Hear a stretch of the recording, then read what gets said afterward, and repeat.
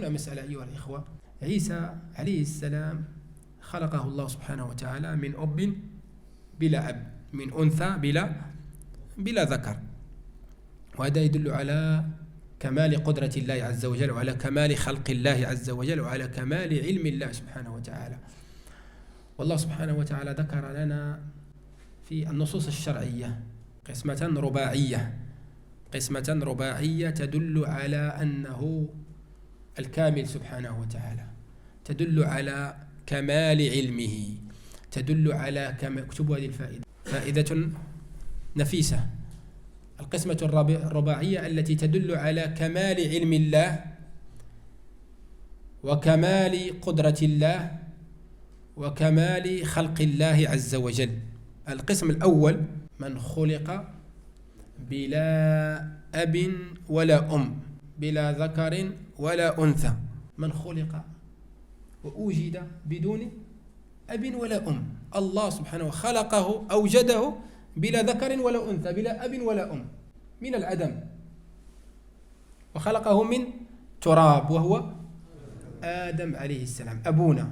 إن مثل عيسى عند الله كمثل آدم خلقه من تراب ثم قال له كن فيكون. القسمة الثانية: من خلق من ذكر بلا أنثى، وهي حواء، خلقت من ضلع أبينا آدم أو من آدم، خلقت من ذكر بلا أنثى. هذه القسمة الثانية. القسم الثالث: من خلق من أنثى بلا ذكر، من أم بلا أب. عيسى عليه السلام الله سبحانه وتعالى خلقه من أنثى بلا ذكر، من أم بلا أب. والقسمة الأخيرة وهي الأغلب والأكثر، القسم الرابع وهو الأغلب والأكثر، وندخل نحن في هذه القسمة: من خلق بقية الناس، باقي الناس دون ما ذكرنا يدخلون في هذا القسم الرابع: من خلق من ذكر وأنثى، من أب وأم، هذا هو الأكثر.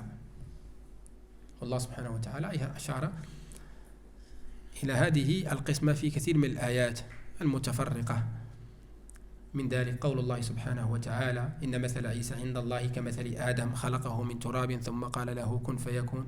كذلك: وكلمته ألقاها إلى مريم وروح منه. قال الله سبحانه وتعالى: يا أيها الناس إنا خلقناكم من ذكر وأنثى وجعلناكم شعوبا وقبائل لتعارفوا إن أكرمكم عند الله أتقاكم. يا أيها الناس إنا خلقناكم من ذكر وأنثى، من آدم وحواء. قال الله سبحانه وتعالى: يا أيها الناس اتقوا ربكم الذي خلقكم من نفس واحدة وخلق منها زوجها وبث منهما رجالا كثيرا ونساء واتقوا الله الذي تسأل. آية.